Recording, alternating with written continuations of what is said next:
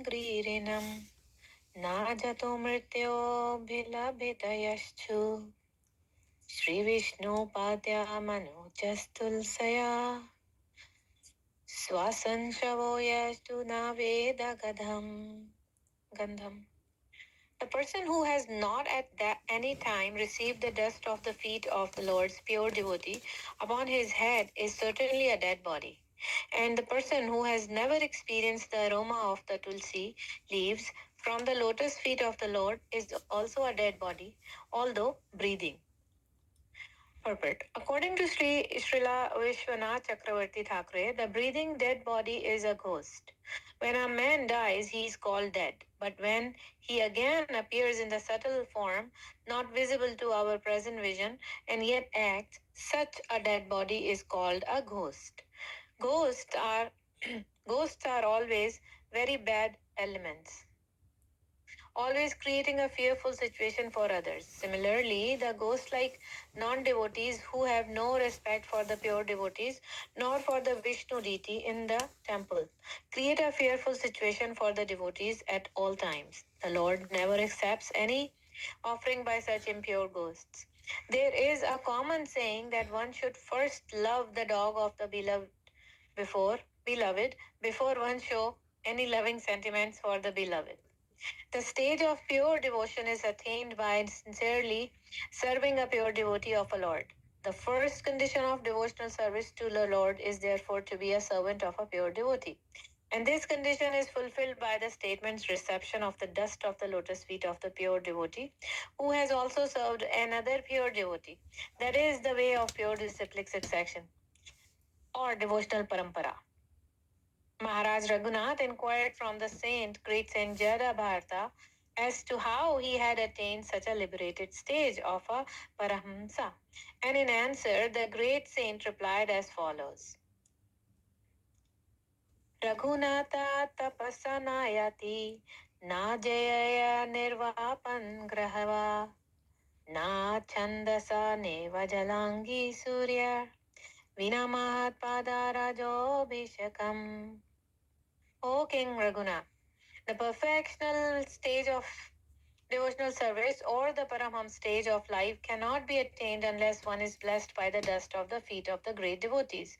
It's never attained by tapasya, austerity. The Vedic worshipping process, acceptance of the renounced order of life, the discharge of the duties of household life, chanting of the Vedic hymns, or the performance of penance in the hot sun, within cold water or before blazing fire. Thank you. Saraswati, please. In other words, Lord Sri Krishna is the property of his pure unconditional devotees, and as such, only the devotees can deliver Krishna to another devotee.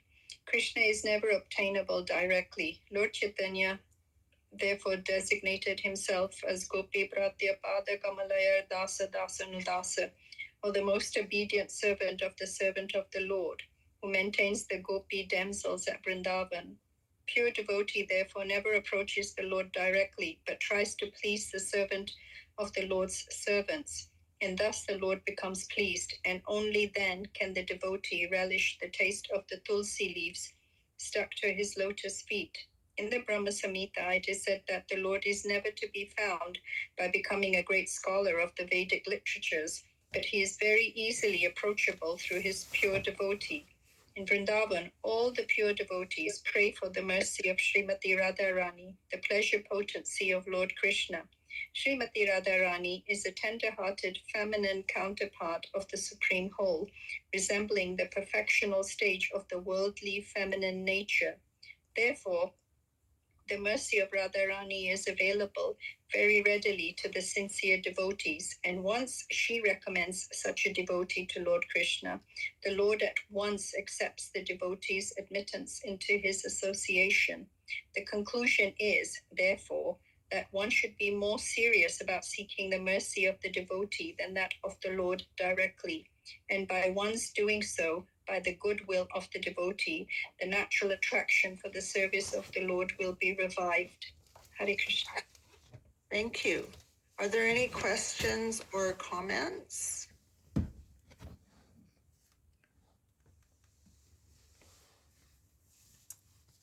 Mataji, I have something to say here. Please. Okay, Hare Krishna. So you always have to go to Krishna through Radharani. She's the one to help us. Like we cannot go straight to Krishna ourselves. And it goes in parampara too, right? Our guru, our spiritual master takes us there too. But it is because of Radharani's mercy we can go there. Mm-hmm. Yes, but at the same time, to approach Radharani is living representatives of Krishna and Srimati Radharani, the Vaishnava devotees, the spiritual master, and other advanced devotees. Spiritual master, we owe all indebtedness to the spiritual master, but in the invocation prayers, it says Shri Rupam Sagrajatam Sahagana Raghunatam Vitam Tam Sajivam. Offer my obeisances unto, Vandeham Shri Guru Shiyata Padakamalam Shri Gurun Vaishnavamscha. So offer respectful obeisances to our spiritual master, offer service to him, and Srila Prabhupada, by serving Srila Prabhupada's mission, you're serving Srila Prabhupada. By serving the spiritual master's mission, you're serving Krishna. You're serving Srila Prabhupada's mission, or you're serving Krishna. This is how the disciplic succession works. So we can't serve Krishna directly, but then one will say, well, devotees get to go on the altar and they're serving Krishna directly. Shri Vigrahara Tana Nityananda Shingara Tan Mandira Marjanado, that verse that was just quoted. The spiritual master is engaged in the deity worship and engages his disciples in the deity worship. They dress the deities in beautiful clothes and ornaments, cleanse the temple, and perform other such service.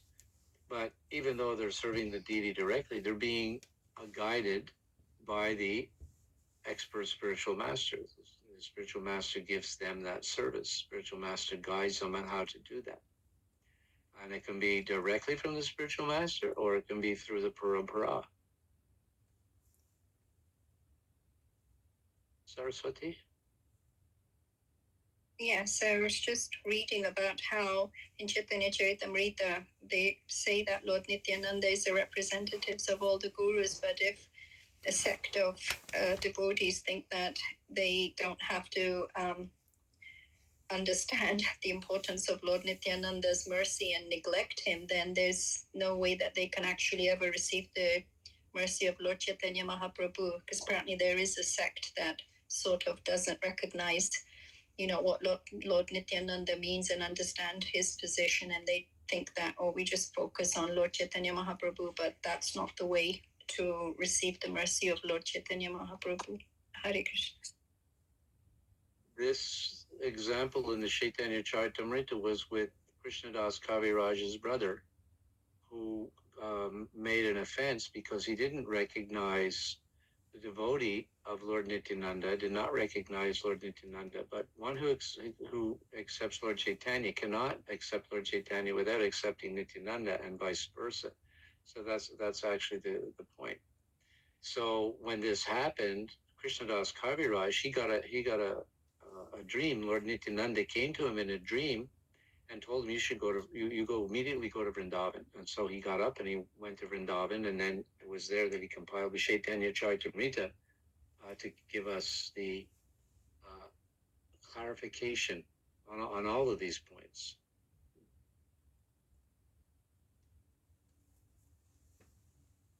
So I think it was in the previous text, it was mentioning that at the age of 12, the kids are ready to have initiation. Is that the actual process how it is, or it is just like time to time? And there was that text 22 in the purport? 23. 23? 23? 22. 22. And Okay, can you read it out to us or point it out Yes. where it is? 1 second, I here. Quite a long purport. Yes. Is it up? It's the second quoting- paragraph. Second Any paragraph.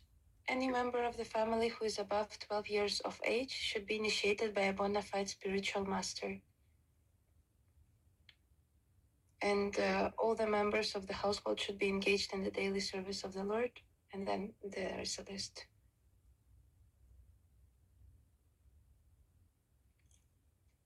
Yes. Well, it's very rare that at the age of 12 that one gets, you know, is initiated. However, in the Hindu tradition, when a boy turns 12, then he gets initiated into the Gayatri mantra, the Surya Gayatri mantra, not necessarily the Gaudiya Gayatri mantras, which comprise of 7 mantras, but they get the Surya Gayatri mantra.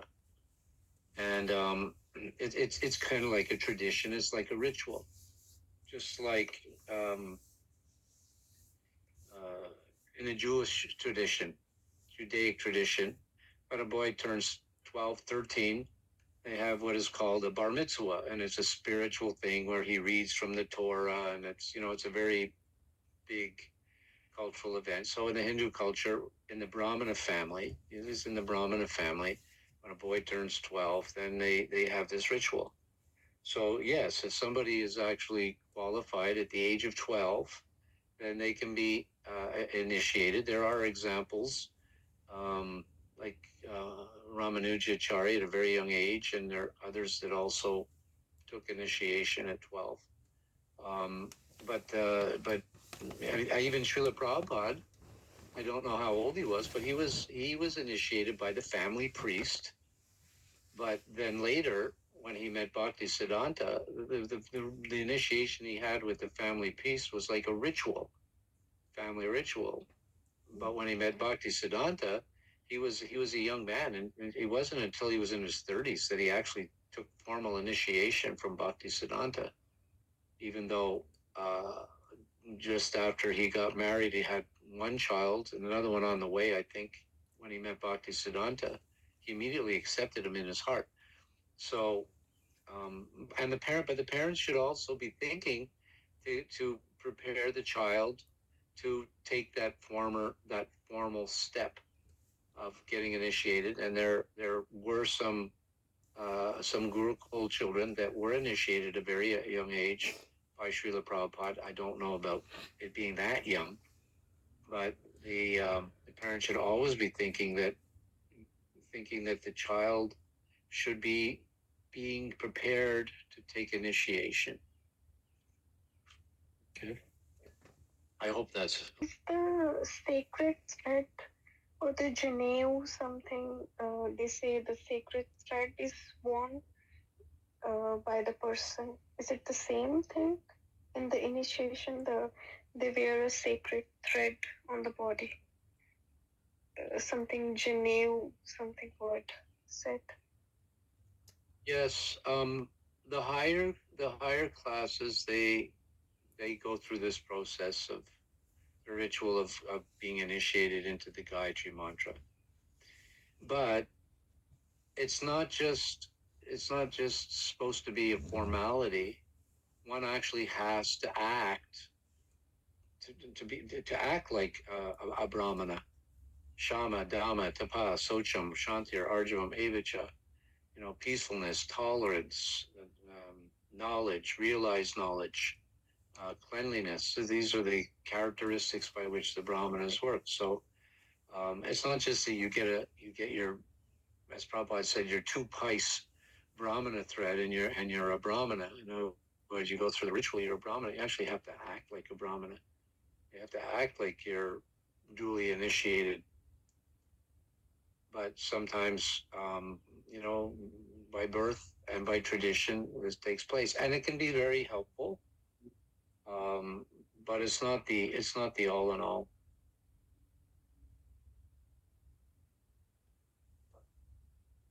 I hope that was on the right mark. It was a little difficult to understand your question due to the sound I'm picking up here.